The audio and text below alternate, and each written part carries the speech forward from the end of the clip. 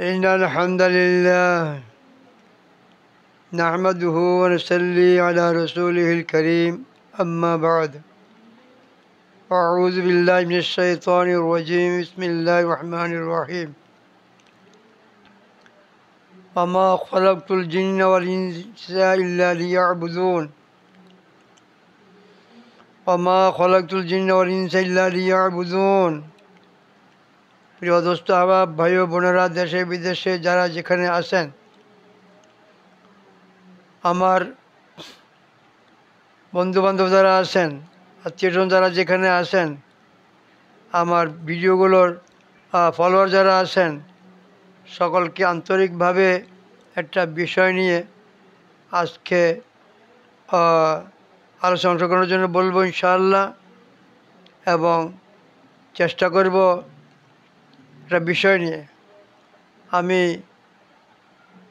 একটু সংক্ষিপ্ত একটা আয়াতে কারিমা তেলাওয়াত করেছি সেটা হচ্ছে ওয়ামা খলাকতুল জিন্না ওয়াল ইনসা ইল্লা লিয়াবুদুন। আল্লাহ পাক সুবহানাহু ওয়া তাআলা ইরশাদ করতেছেন যার অর্থ বা মাফহুম সারমর্ম এই যে ওয়ামা খলাকতুল জিন্না ওয়াল ইনসা আমি জিন এবং ইনসানকে ইল্লা লিয়াবুদুন আমার বন্দেগী করার জন্য আমার ফরমাবর্তী করা ছাড়া অন্য কিছুর জন্য আমি কি পয়দাই করি নাই, সুবহানাল্লাহ, সৃষ্টি করি নাই। তাহলে বোঝা যাচ্ছে যে এখানে একটা কথা, জিন্নাতও আমাদের ভাই বেরাদর, তারাও দিন ইসলামের মধ্যে আছে, আল্লাহ পাকের মখলুক হিসাবে আছে। তো সে সম্পর্কে একটু আলোচনা করব, জিন জাতির অস্তিত্ব সম্পর্কে একটু আলোচনা করবো ইনশাল্লাহ আজকে। আশা করি ইনশাল্লাহ ভিডিওটা শুনবেন এবং বুঝবার চেষ্টা করুন ইনশাআল্লাহ। বিসমিল্লাহির রহমানির রহিম। জিন জাতির অস্তিত্ব সম্পর্কে সন্দেহের কোনো অবকাশ নেই, কেননা ইয়া কোরআন ও হাদিস দ্বারা সমর্থিত। তাছাড়া বহু বুজুর্গানের দিন ও ওলিয়া আল্লাহ এগণের বহু সংখ্যক জিন শিষ্য ছিল এবং এখনও আছে।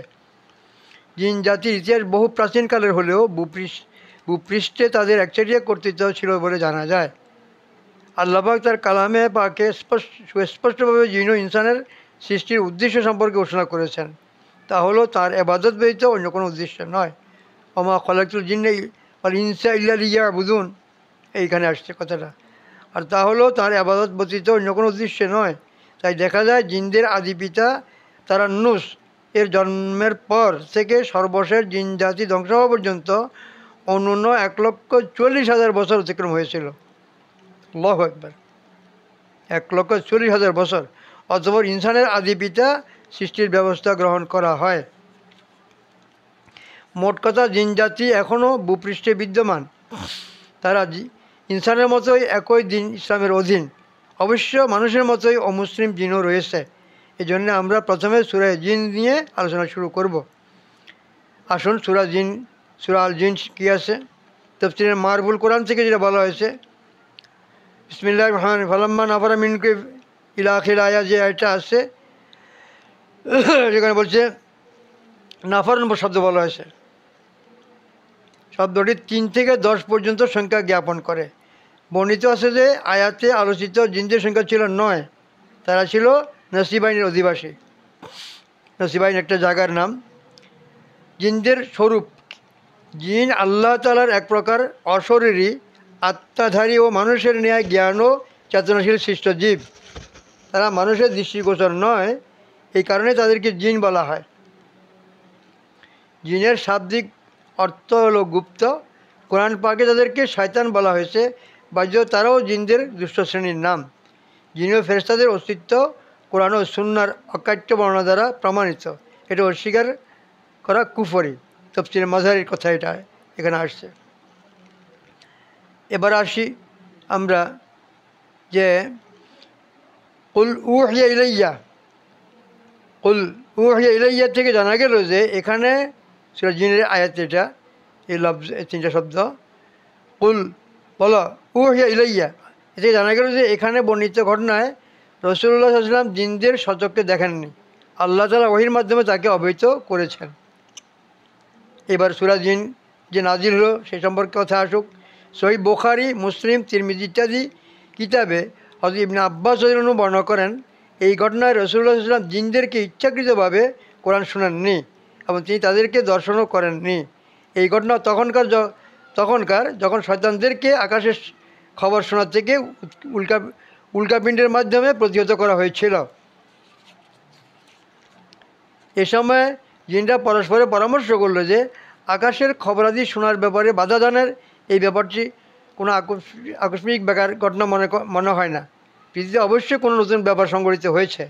অথবা তারা স্থির করলো যে পৃথিবীর পূর্ব পশ্চিমেও আনাচে কানাচে জিনদের প্রতিনিধি দল প্রেরণ করতে হবে। যথাযথ খোঁজাখুঁজি করে এই নতুন ব্যাপারটা কী তা জেনে আসবে। হেদায়েতে প্রেরিত তাদের প্রতিনিধি দল যখন নাখলা নামক স্থানে উপস্থিত হলো, তখন রাসূলুল্লাহ সাল্লাল্লাহু আলাইহি ওয়াসাল্লাম সাহাবীদের সাথে নিয়ে ফজর নামাজ পড়ছিলেন। জিনদের এই প্রতিনিধি দল নামাজে কোরআন পাঠ শুনে পরস্পরে শপথ করে বলতে লাগলো, এই কালামই আমাদের ও আকাশের খবরাদির মধ্যে অন্তরায় রয়েছে। তারা সেখান থেকে প্রত্যাবর্তন করে স্বজাতির কাছে ঘটনা বিবৃত করলো এবং বলল, আল্লাহ তাআলা এসব আয়াতে সমস্ত ঘটনার সম্পর্কে রাসূলকে অবহিত করেছেন। আবু তালেবের ইন্তেকালের পর রাসূলুল্লাহ সাল্লাল্লাহু আলাইহি ওয়াসাল্লাম তায়েফবাসীদের নিকট দ্বীন প্রচারের উদ্দেশ্যে গিয়েছিলেন, কিন্তু ওরা তার কথা শোনার পরিবর্তে তাকে নির্মমভাবে অত্যাচার করেছিল। ফলে নিরাশ হয়ে রাসূলুল্লাহ সাল্লাল্লাহু আলাইহি ওয়াসাল্লাম মক্কা অভিমুখে রওনা হয়ে গেলেন। ফেরার পথে তিনি নখলা নামক স্থানে অবস্থান করে শেষ রাতে তাহাজ্জুদের নামাজ শুরু করেন। ইয়ামানের নসিবাইন শহরের জিনদের এক প্রতিনিধি দল ও তখন সেখানে অবস্থানরত ছিল। তারা কোরআন পাঠ শুনল এবং সে বিশ্বাস স্থাপন করলো। অথবা তারা স্বজাতির কাছে ফিরে গিয়ে ঘটনা বর্ণনা করল। আলোচ্য আয়াত সমূহে আল্লাহ তাআলা তারই আলোচনা করেছেন তাফসীর মাজহার।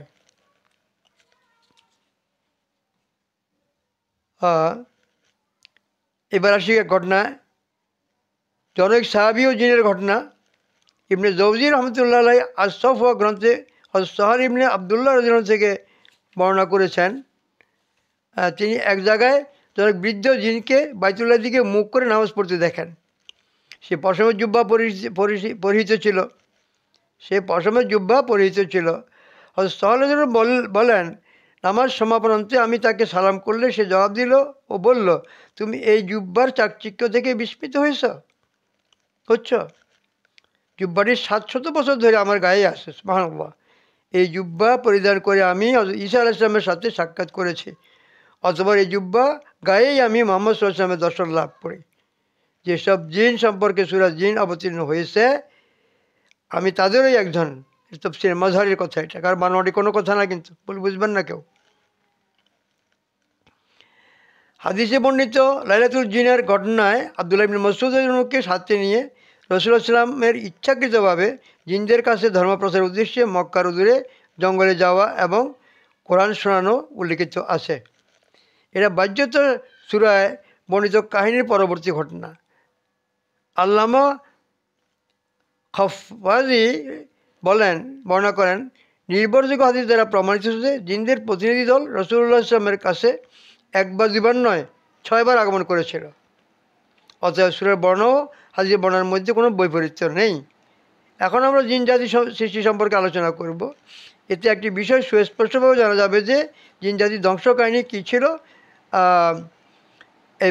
এবার তাদের সৃষ্টির সম্পর্কে আলোচনা আসা যাক।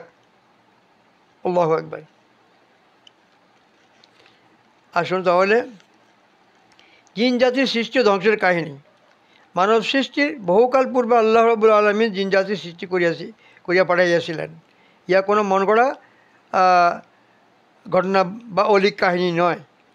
স্বয়ং আল্লাহ তাআলা পবিত্র কোরআনে অন্তত 32 জায়গায় জিন জাতির কথা উল্লেখ করেছেন। আল্লাহু আকবার। আর মানুষ জাতিকে যে উদ্দেশ্যে সৃষ্টি করা হয়েছে অবিকল সেই উদ্দেশ্যে আল্লাহ জিন জাতিদেরকেও পয়দা করেছেন। যেমন আল্লাহ তাআলা নিজেই বলেছেন, ওমা খলাকতুল জিন্না ওয়াল ইনসা ইল্লা লিয়াবুদুন, অর্থাৎ আমি জিন ও ইনসানকে কেবল আমার ইবাদতের জন্য সৃষ্টি করেছি। ইয়া ছাড়া পবিত্র কোরআনে জিনদের সম্পর্কে আলোচনার উদ্দেশ্যে সূরা জিন নামে একটি সূরাও নাজিল হয়েছে। জিন এবং মানুষের মধ্যে কতগুলো দিক দিয়ে এমন সাদৃশ্য রয়েছে, তেমনি আবার কতগুলো দিক দিয়ে বৈসাদৃশ্য বিদ্যমান। যেমন মানুষের প্রতি আল্লাহর ইবাদতবন্দি করার হুকুম রয়েছে, জিনদের প্রতিও তদ্রূপ রয়েছে। মানুষের মধ্যে কতক যেমন আল্লাহ নির্দেশ পুরোপুরিভাবে পালন করে, আবার কতক তার বিরোধিতা করে। জিনদের মধ্যেও এ ব্যাপারে ঠিক সেই একই অবস্থা। মানুষের পরকালে পাপ পুণ্যের হিসাব নিকাশ হইবে, বিচার হবে। বিচারের পর ফলাফল হিসাবে কেউ ব্যর্থ লাভ করবে, কেউ দোজখে যাবে। জিনদেরও তদ্রূপ হবে। মানুষের মধ্যে যেমন নারী পুরুষ আছে, বিবাহ শাদী, সন্তান উৎপাদন এবং জন্ম মৃত্যু প্রথা রয়েছে, একই রকম এগুলি জিনদের মধ্যেও আছে। মানুষের যেরূপ পানাহার, আরাম বিরাম, নিদ্রা তন্দ্রার প্রয়োজন আছে, এগুলো জিনদেরও আছে। মানুষের মধ্যে যেমন রিপুর প্রভাব এবং তারপরে তারা সৎ ও অসৎ হয়, জিনদেরও ঠিক সেই একই অবস্থা। পক্ষান্তরে নিম্নোক্ত বিষয়গুলোকে আবার মানুষের সাথে জিনদের বিস্তর পার্থক্য বিষয়গুলিতে আবার জিনদের বিস্তর পার্থক্য বিদ্যমান। যথা মানুষ মাটির দ্বারা তৈরি হয়েছে, অথচ জিন জাতি সৃষ্টি হয়েছে আগুন দ্বারা। মানুষ সশরীরই দৃশ্যমান জীব, কিন্তু জিন অশরীরী অদৃশ্যমান জীব। মানুষের অবস্থান, চলাফেরা, কথাবার্তা, কাজকর্ম সব কিছু জিনেরা দেখে, অথচ জিনের এ সকল কিছুই মানুষের দৃষ্টিগোচর হয় না। মানুষ সাধারণত তাহার রূপ পরিবর্তন করিয়া অনুরূপ ধারণ করার শক্তি রাখে না।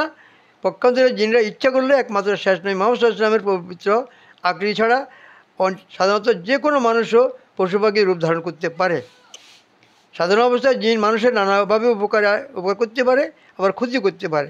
অথচ মানুষের জিনের উপর তেমন কিছু করে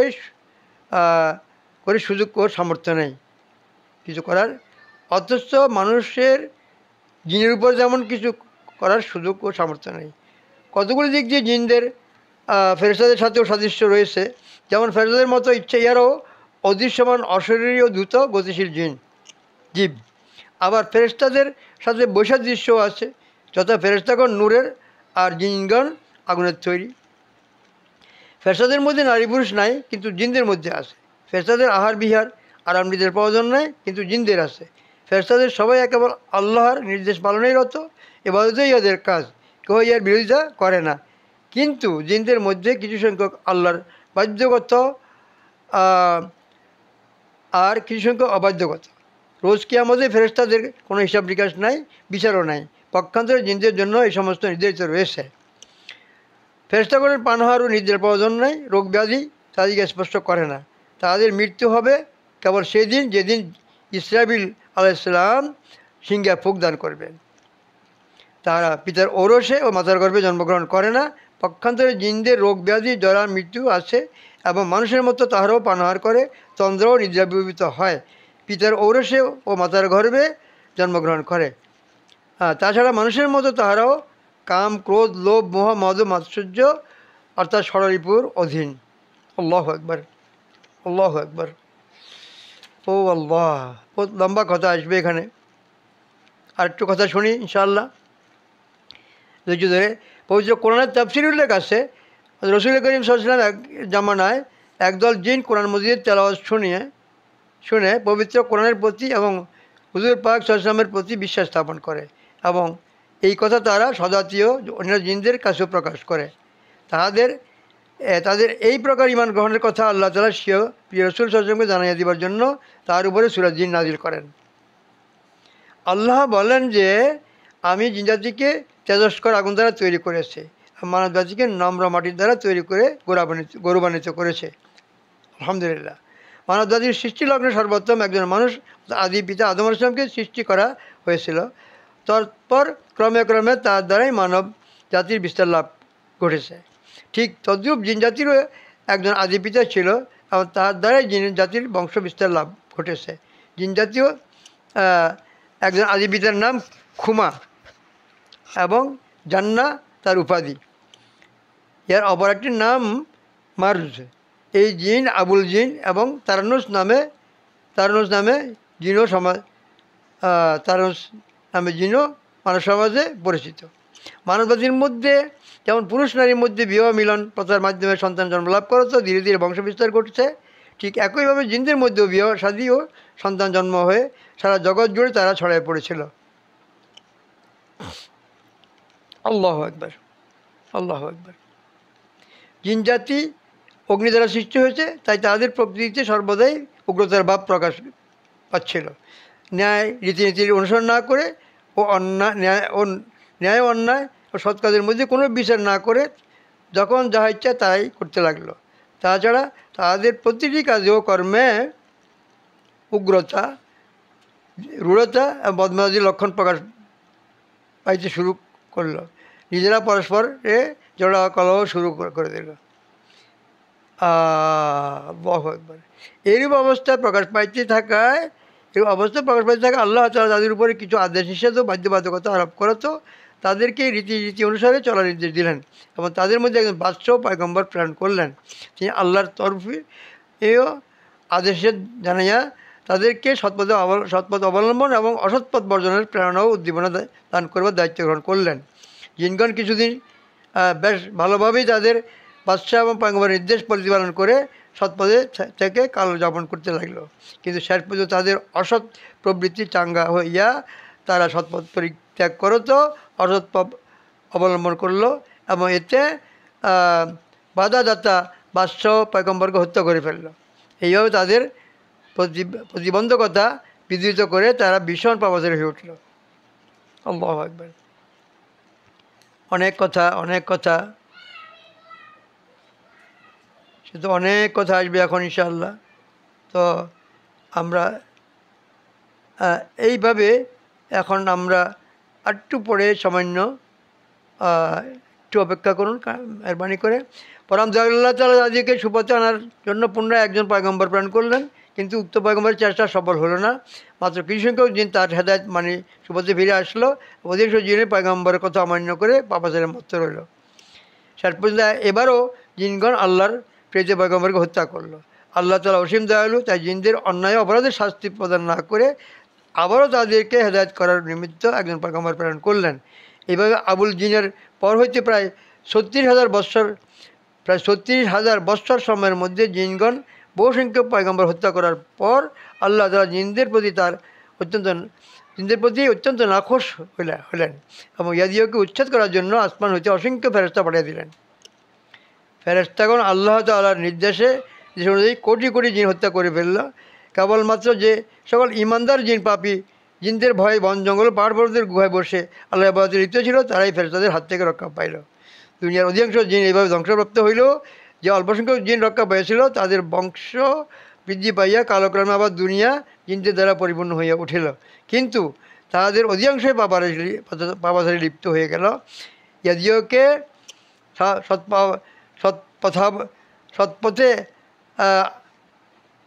সৎপথাবলম্বী করার জন্য আল্লাহ তাআলা পুনরায় একজন পয়গম্বর প্রেরণ করলেন, কিন্তু সমস্ত জিন এবারও হেদায়েত গ্রহণ করিল না। মাত্র কিছু সংখ্যক জিন ছাড়া বেশিরভাগ জিনের বিপথে থেকে গেল। উক্ত পয়গম্বরের সাথেও শত্রুতা মূলক আচরণ প্রদর্শন করতে লাগলো। শেষ পর্যন্ত এইবারও তারা তাদের পয়গম্বরকে হত্যা করলো।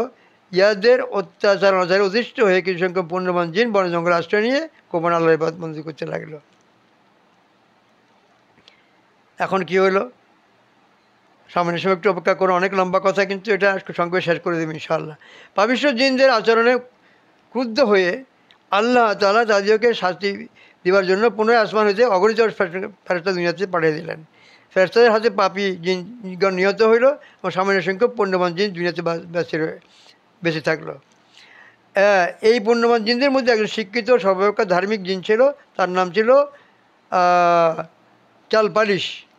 এবার আল্লাহ তাহাকেই জিনদের বাদশাহ ও ধর্মীয় নেতা নির্বাচন করে দিলেন। খুব অল্প দিনের মধ্যেই চালপালিশ ইবাদত বন্দেগী, আল্লাহ প্রেম এবং প্রজ্ঞা পালনে বিশেষ সুনাম অর্জন করলেন। তিনি নিজে ধর্মপথে মজবুত থাকিয়ে আল্লাহর তাআলার ইবাদতে মশগুল হইলেন এবং তিনি সদয়দেরকেও যথাযথ রূপে ধর্মপথে পরিচালনা করতে লাগলেন। বেশ কিছুদিন যাবৎ জিন জাতির উপরে চালপালিশের একচ্ছত্র আধিপত্য জিনদের ধর্মপথে অবস্থিতি অক্ষুণ্ণ থাকলো। অথবা আবার বহু সংখ্যক জিন পথভ্রষ্ট হয়ে গেল। ইয়াদের দেখা দেখি স্বয়ং চালপালিশও নীতিভ্রষ্ট হইয়া অন্যায় অবাঞ্ছিত কাজসমূহ শুরু করে দিলেন। সৎপথে আর থাকতে পারলেন না। তিনি একথা বলে গেলেন যে আল্লাহর প্রেরিত ও মনোনীত নেতা। ও আল্লাহ, আল্লাহু আকবার, আল্লাহু আকবার, লা হাওলা। তো এইভাবে অনেক লম্বা কথা আছে এখানে, এতটুকু পর্যন্ত আলোচনা করে এখানে শেষ করলাম। বাকিটা ইনশাল্লাহ পরে আলোচনা করব। তো কথা হচ্ছে এই একটাই যে আল্লাহ পাক সুবহানাহু ওয়া তাআলা খালেক ও মালিক রব্বুল আলামিন যখন যা ইচ্ছা তাই করেন। এবং বিশেষ করে একটা যে আমরা বুঝতে পারলাম যে তিনি কোনো মখলুকের অমঙ্গল চান না, মঙ্গলই চান। এবং মখলুকের মধ্যে এখানে আসলো যেটা যে জিন এবং ইনসান, ওমা খলাকতুল জিন্না ওয়াল ইনসা ইল্লা লিয়াবুদুন, জিনের কথা আগে আসছে কিন্তু সে তার ধারাবাহিকতাই আলোচনা। এরপরে আরও ভয়াবহ যেটা রয়ে গেছে কথা, সেটা আরও ভয়াবহ অবস্থা সেখানে। আল্লাহ পাক আমাদের বুঝবার তৌফিক দান করেন, আমরা যেন দিনের উপরে ইমান ইসলামের উপরে অটল অবস্থা থাকতে পারি। ওমা তৌফিক ইল্লা বিল্লাহ আলাইহি তাওয়াক্কালতু আলাইহি তাওয়াক্কালতু নিব। তো কথা হচ্ছে এই প্রিয় দোস্ত আহবাব, আমার চ্যানেলই দিন ইসলামের প্রহরী এবং নূরুন আলা নূরের মধ্যে বিগত 4 বছরের মধ্যে প্রায় 3000-এর উপরে ভিডিও আছে আলহামদুলিল্লাহ। আমি কোনো প্লেস করি না, আজেবাজে কোনো ক্যাপশন দিই না, অন্য কোনো রকমের করি না আমি। তো আর পয়সার লোভে বা টাকার লোভে ইনকামের লোভে আমি যা যা করবো সেটা আমি করবো না। দিন ইসলাম প্রসারের খাতিরে যেটা আমার কর্তব্য সেটা হিসাবে আমি কাজ করে যাচ্ছি ইনশাল্লাহ। সকলের দোয়া প্রার্থী। আপনারা শুনবেন, দেখবেন, বুঝবেন এবং নিজে বুঝবেন, হক রাস্তা চিনবেন আশা করি ইনশাআল্লাহ। ফলো করবেন আর শেয়ার করবেন, জানবার সুযোগ অনেকে করে দেবেন ইনশাআল্লাহ। এটা আমি দিন ইসলামের খাতিরে বলছি, আমি নিজের খাতিরে, নিজের কোনো ভোগ বিলাস বা কোনো টাকা ইনকাম বা কোনো সুনাম অর্জনের জন্য নয়। আমি খানকায় ফয়েজের মানুষ, আমি হাবি জাবি আজে বাজে কোনো কাজ করতে পারবো না, এটা আমার দ্বারা সম্ভব হবে না। এবং সেই নিয়ে আমি এটা করিও না। আজকে 4 বছরের মধ্যে 3000 উপরে ভিডিও আছে, এটা সক্রিয় আদায় করতে তো অবশ্যই হয়। সেই জন্য আল্লাহ আমাদের কাছে দোয়া প্রার্থী, দোয়া করুন ইনশাআল্লাহ। আচ্ছা, ভালো থাকুন, সুস্থ থাকুন ইনশাআল্লাহ। আবার ইনশাআল্লাহ আপনাদের সাথে দেখা হবে। ওমা তৌফিক ইল্লা বিল্লাহ আলাইহি তাওয়াক্কালতু ওয়া ইলাইহি উনীব। আসসালামু আলাইকুম ওয়া রাহমাতুল্লাহি ওয়া বারাকাতুহু।